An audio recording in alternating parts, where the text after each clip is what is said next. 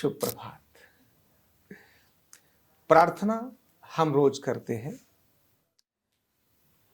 और प्रार्थना एक ऐसी ताकत है, एक ऐसी शक्ति है जिसका परिणाम दृश्य और अदृश्य हमको बहुत कुछ मिलता है।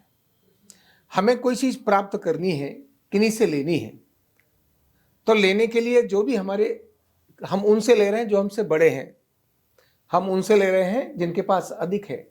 तो हम एक प्रार्थना करते हैं, कहते हैं ना, रिक्वेस्ट मैंने भेजा, एक रिक्वेस्ट लेटर डाल दो, मैं आपको दे दूंगा, क्या ना, एक रिक्वेस्ट लेटर।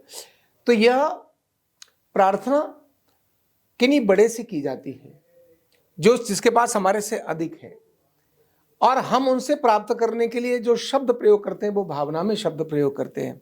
हम यहाँ सुबह रोज प्रार्थना करते हैं।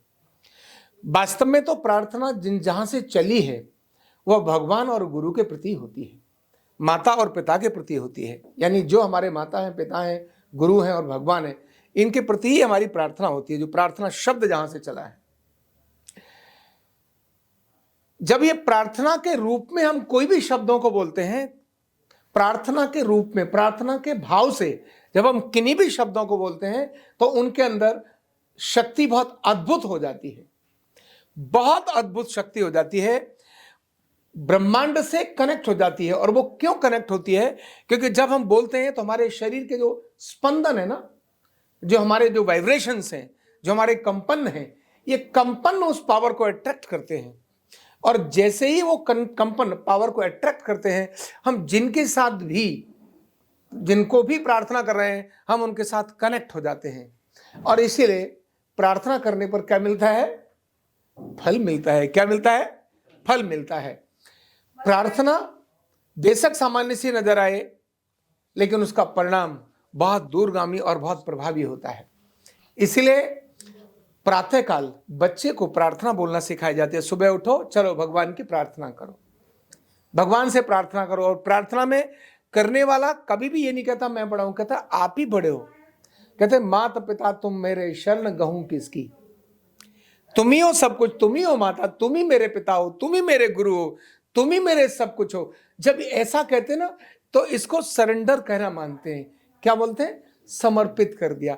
और जब समर्पित भावना से कर देते हैं, जब भी जिसने जहां भी समर्पित किया, उसने वो सब कुछ पाया जिसने कभी कल्पना भी नहीं की होगी।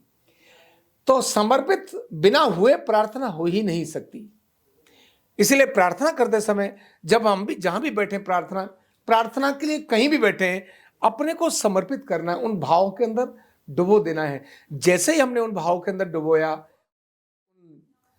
उस भावना के अंदर हम आए, तो हमें बहुत सारे कनेक्टिविटीज, बहुत सारे लाभ, बहुत सारे दृश्य अदृश्य बेनिफिट्स हमारे को वो मिलने लगते हैं। तो प्रार्थना केवल सामान्य चीज नहीं है, बहुत बड़ी क्रांतिकारी चीज है। ये हमारे स्पंदन को, हमारे वाइब्रेशंस को हमारे अंदर रिचार्ज करती है, और जिनसे हम चाह रहे हैं उनसे हमको कनेक्ट करती है, ब्रह्मांड से कनेक्ट करती है। इसीलिए प्रार्थना सारे दिन की दिनचर्या में सबसे अगर कोई महत्वपूर्ण चीज है तो व्यवसाय नहीं है, काम भी नहीं है, सेवा भी नहीं है। क्योंकि सेवा भी बिना प्रार्थना के हो नहीं सकती, क्योंकि वहां भी भावना ही चाहिए। हे प्रभु, मैं ये काम करने जा रहा हूं, आशीर्वाद देना कि ये मैं काम सफल कर सकूं। सेवा भावना से काम कर रहे हैं, बिना प्रार्थना के संभव ही नहीं है। इसीलिए पहली प्रार्थना उस भगवान के प्रति, उस परमपिता परमेश्वर के प्रति, प्रार्थना अपने गुरुओं के प्रति, प्रार्थना अपने माता पिता के प्रति, कृतज्ञता अपने इन सभी बड़ों के प्रति जब हम करते हैं, तो हमारा अंदर का सारा मामला भी हल्का हो जाता है, हम भारी नहीं रहते, और हमारी ऊर्जा बहुत अधिक बढ़ जाती है, हमारी काम करने की शक्ति बहुत अधिक बढ़ जाती है। हमारे मन की सारी टेंशन्स, सारे तनाव, सारी चिंताएं केवल प्रार्थना करने से बढ़ जाती है। क्योंकि तब हम मान लेते हैं, हे प्रभु, ये मेरा नहीं तेरा है, मैं तो तेरा ही कर रहा हूं, तेरा ही है, तेरा तुझको अर्पण। जब ऐसा कहते हैं तो मेरा ही नहीं रहता, तो अहंकार ही नहीं रहता। अहंकार हमेशा तनाव देता है, टेंशन देता है, चिंता देता है, अस्तित्व को दिखाता है, मैं सब कुछ कर सकता हूं, यही दिखाता है।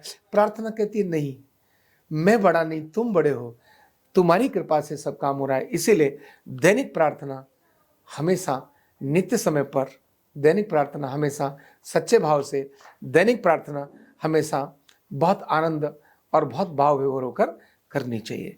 बहुत बहुत धन्यवाद।